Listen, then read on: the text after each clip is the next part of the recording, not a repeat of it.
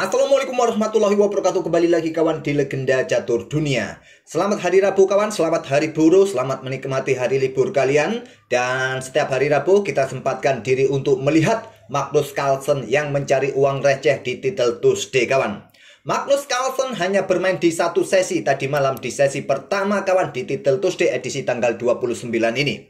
Magnus Carlsen kurang beruntung. Di sesi awal dia sempat mengalami 2 kali kekalahan kawan. Magnus finish di posisi ke-16 di sesi awal. Sempat kalah pada game ke-8 oleh Matthias Blupom dan oleh Jeffrey Xiong pada game ke-10. Pemenang sesi awal adalah Hikaru Nakamura kawan. Dengan perolehan 10 poin memimpin turnamen sendirian dengan 9 kali menang dan 2 kali remis. Sedangkan untuk sesi kedua, sesi akhirnya ada nama Hans Niemann Moke. Mentang-mentang nggak ada Magnus Carlsen ya di sesi kedua, Hans Niemann memetik 9,5 poin sendirian kawan. Dengan 8 kali menang dan 3 kali remis, menang di sesi kedua. Coba untuk permainan Hans Niemann saya simpan buat besok saja ya. Sementara kita ulas permainan Magnus dulu kawan di sesi awal Title Tuesday tadi malam. Dan game yang saya pilih dari permainan Magnus Carlsen ini pada game kedua menghadapi seorang FIDE Master asal Iran dan Magnus pegang hitam. Putih mengawali dengan pion E4, Magnus bermain dengan Nimzowitsch Defense kuda C6, ada kuda C3, baru sekarang pion E5 lanjut Magnus. Gajah C4, kuda F6, permainan Vienna game variasi Max Land Defense. Pion D3, Magnus langsung serang gajah dengan kuda A5. Kalian tarik mundur kah?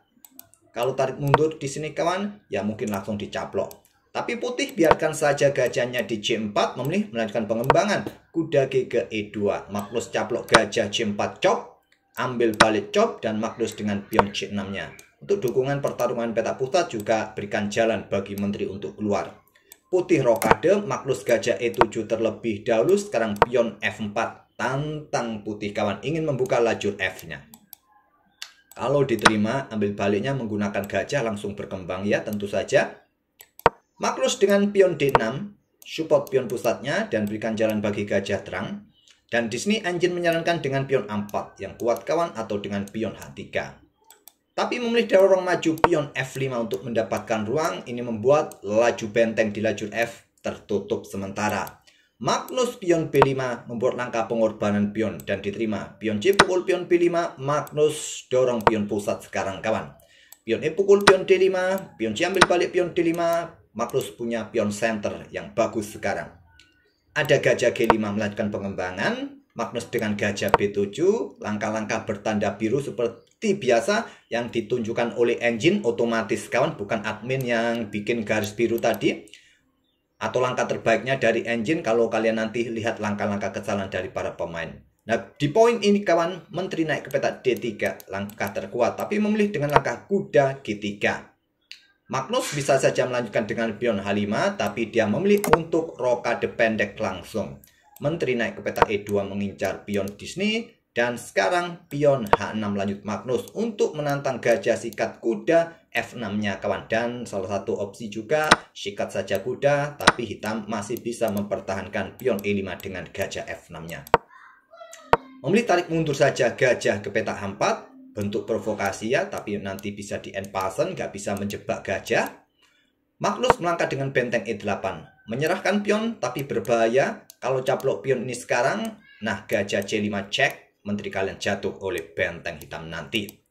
Jadi memilih dengan langkah benteng AD1 putih, Magnus keluarkan benteng juga benteng C8, raja geser kawan menghindari discover ya, attack atau cek dari gajah gelap, dan posisi pion sekarang terancam. Dorong maju oleh Magnus pion E4 dan baru sekarang gajah sikat kuda F6.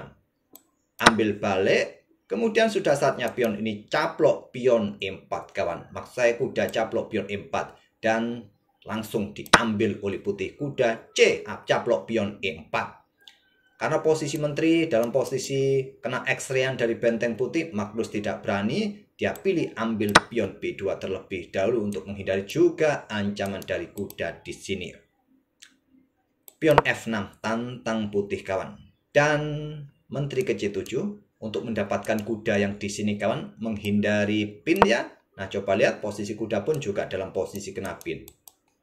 Tapi Magnus memilih dengan pion G6 kawan. Sudah saatnya memainkan pion C4 untuk menghancurkan pion di sini, tapi memilih menteri naik ke peta E3. Nah, benteng angkat naik ke peta E6 kawan. Langkah kuat buat hitam, berikan jalan bagi menteri untuk antisipasi ancaman dari menteri putih ini, yaitu potensi skakmat.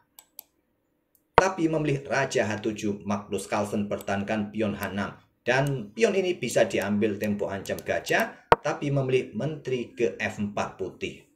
Magnus di sini kawan melangkah benteng E6. Langkah bagus, langkah kuat, dan seperti tadi pion C4 langkah terbaiknya memilih menteri ke H4. Dan Magnus membuat langkah pengorbanan dengan pion caplok kuda E4. Luar biasa, menawarkan menteri kawan, menawarkan menteri. Terima, meluncur, cop, cop. Kemudian menteri F4. Nah, gajah ke E5, blokade jalur menteri yang ingin bergerak ke peta C7 langkah terbaik. Magnus memilih angkat benteng D7. Nah, pion H4 langkah terkuat memilih menteri ke E3, ada gajah D4. Menteri mundur ke E2, sekarang dorong pion E3. Buka juga diagonal terang panjang kawan. Pion terancam. Benteng D1, benteng ambil pion F6, siap menusuk ke peta F2 bersama gajah bermain di diagonal terang. Cukup normal ya, cukup taktikal, tapi menurut engine ini adalah langkah blunder. Langkah kuat lainnya yaitu dengan benteng ini ya, untuk berkoneksi dengan bentengnya di satu baris ke-6 terlebih dahulu. Oke, memilih dengan benteng ambil pion langsung, dan menteri ke peta G4 ancam benteng di sini kawan merupakan langkah terbaik. Tapi memilih dengan dorong maju pion C3 setelah benteng F2. Di sini kawan menteri G4, pion E2, dan sepertinya putih kehabisan waktu. Ancamannya apa? Tentu ancamannya pada benteng, dan juga coba lihat di sini. Seumpama kuda ini caplok pion E2 kawan, maka ada gajah bergerak ke peta E3 saja mungkin ya. Kalau benteng pukul benteng di sini ya wassalam ya, wassalam. Kalau seumpama tadi dengan menteri yang ambil benteng di sini, maka gajah ambil pion G2 cek, dan berlanjut ambil kuda discover cek, checkmate kawan. Nah, apa langkah terbaiknya jika permainan ini dilanjutkan? Ya seperti tadi, kuda ambil pion E2, tapi setelah gajah E3 ini kawan, kalian bisa melangkah kuda D4 untuk blokade ancaman di lajur D. Tapi masalahnya ada benteng D5 siap bergerak juga ke lajur G ini kan. Cukup merepotkan buat putih.